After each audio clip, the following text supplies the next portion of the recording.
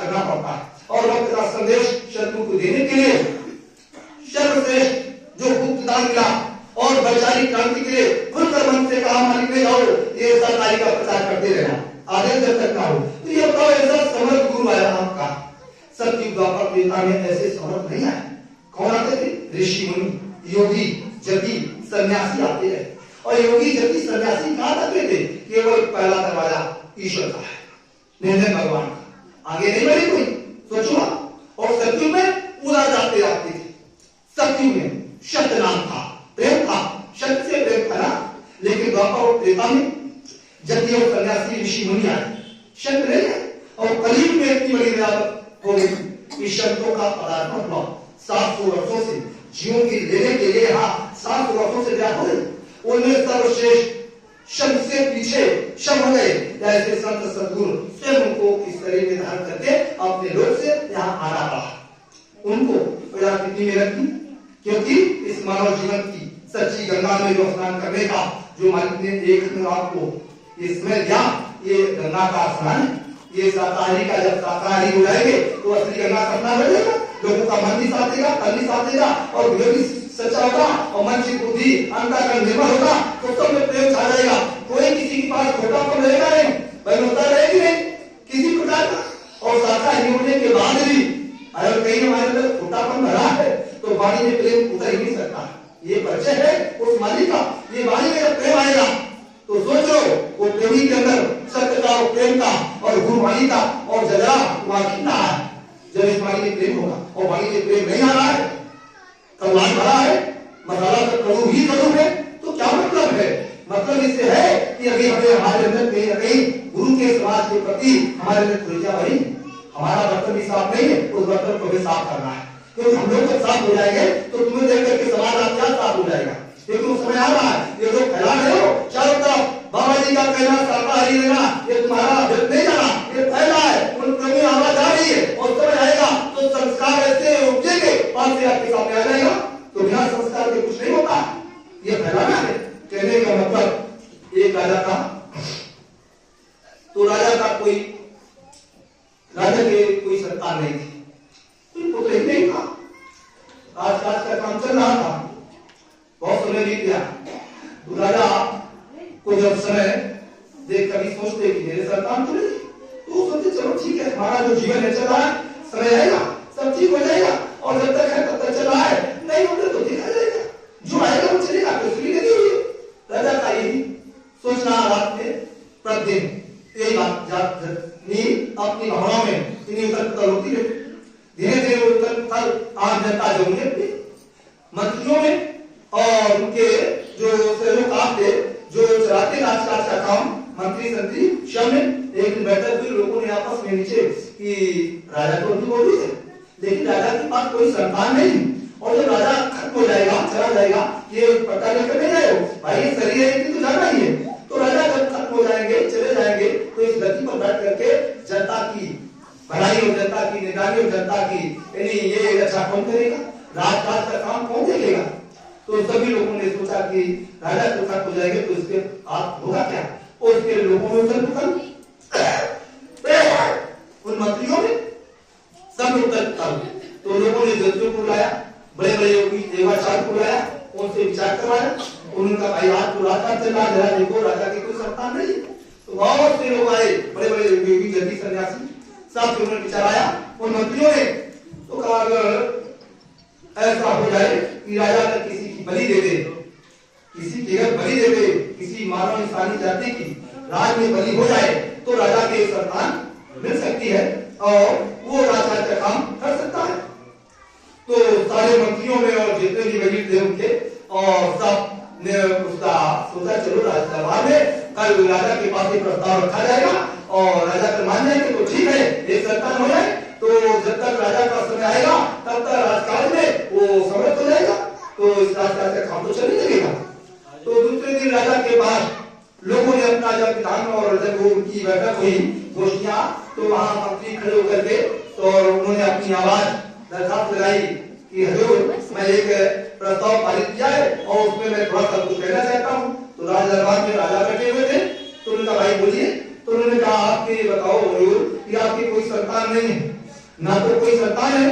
तो जब संतान नहीं तो अभी तो आप मौजूद हो गद्दी पर बैठ करके प्रजा का पालन कर रहे हो, सब कुछ चल रहा है, राजकाज सच्चे ढंग से चल रहा है। कल जब आप इस गद्दी पर कोई बैठने वाला नहीं होगा, क्योंकि समय है, हमको भी जाना है, आपको भी जाना है। कल इस गद्दी पर बैठ करके कौन राज को चलाएगा, इसके लिए कुछ उपाय आपने सोचा? तो राजा ने कहा भाई ये क्यों इतनी दुख की बात होते हो, मैं यार हूँ, कल मैं चला जाऊंगा, हमको भी मालूम है। तो जो यहाँ होगा वो यहाँ पर बैठेगा और राज का चलाएगा।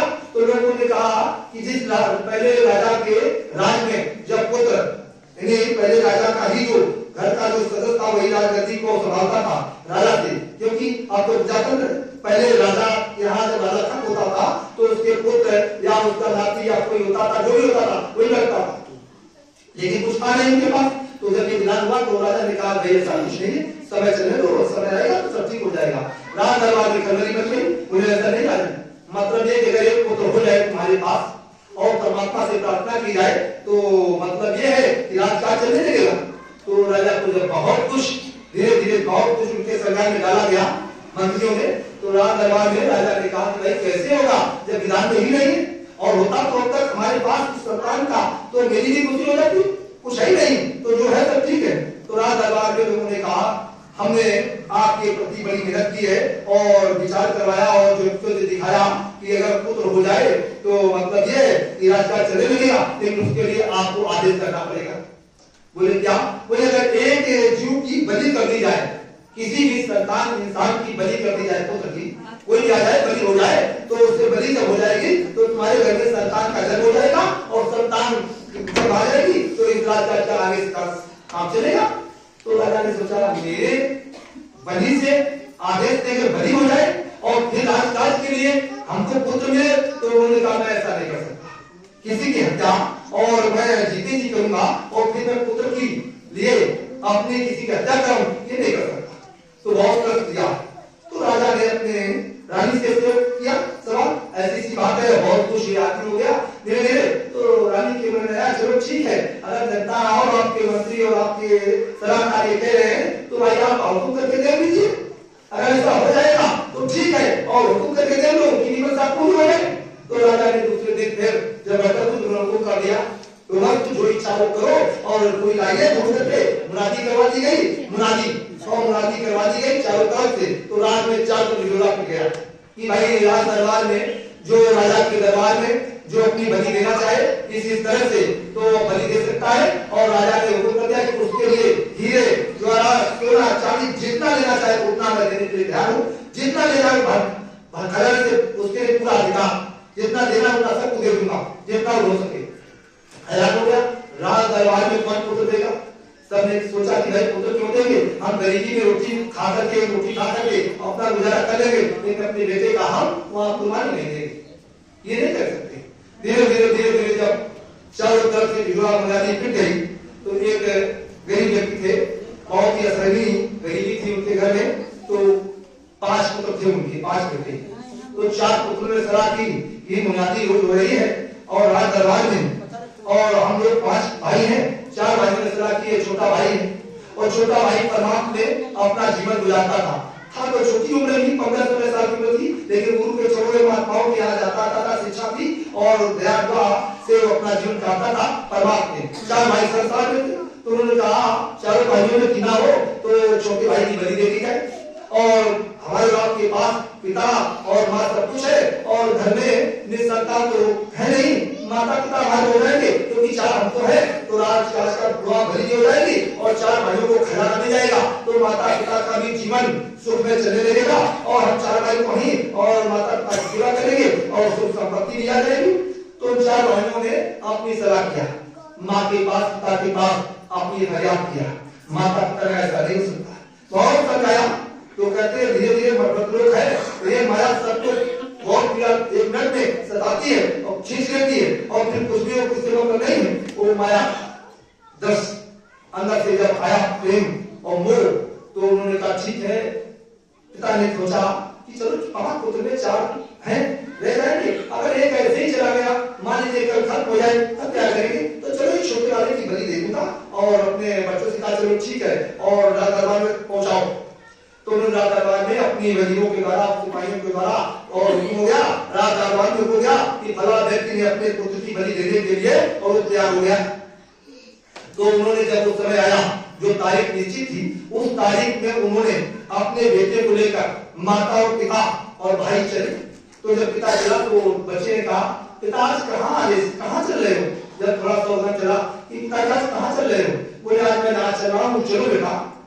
तो उन्होंने कहा बताओ। तो बोले क्या बताओ, तुम चलोगे जब वहां तो सब पता चल जाएगा।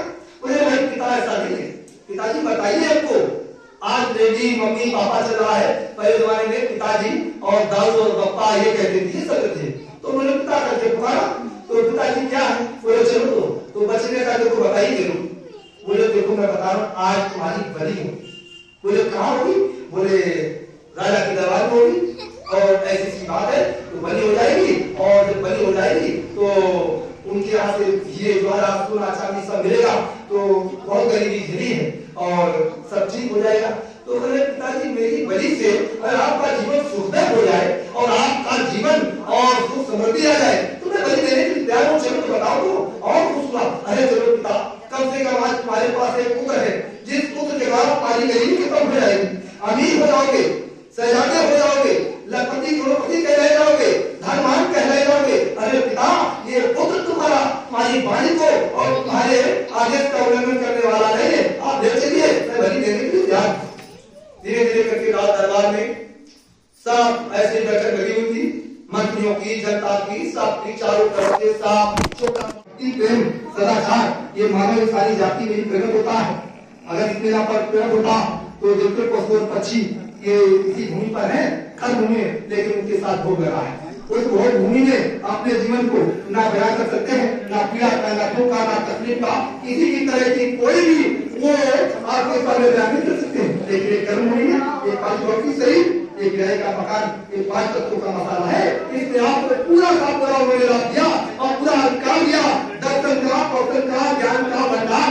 इसमें हम आप सब तरह की प्राप्ति कर सकते हैं। ये जिस्मानी वर्षित है, किराए का मकान है, समय रहते हुए आपको समय मिला है, इसके व्यक्त करके अपना काम करो। तो आज हमें आपको ये 2026 की शुभ पावन घड़ी, जो ये 3 जनवरी की पावन विलापा पूर्णमासी का प्रथम दिन मालिक के परिवर्तन के तरफ जा रहे हैं। समय बहुत खराब रहा है, हम लोग भजन करते हुए गुरु का समय के आदेश का पालन करने के लिए ही गुरु भक्ति कही गई।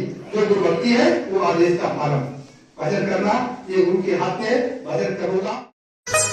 मैंने तेरा ध्यान लगाया है, तेरे ही नाम को गाया है। इस टूटे फूटे मंदिर में मैंने आसन तेरा लगाया है। इस निर्धन की कुटिया में तुम आकर के दरस दिखा जाना, कभी फुर्सत हो तो सांवलिया निर्धन के घर भी आ जाना।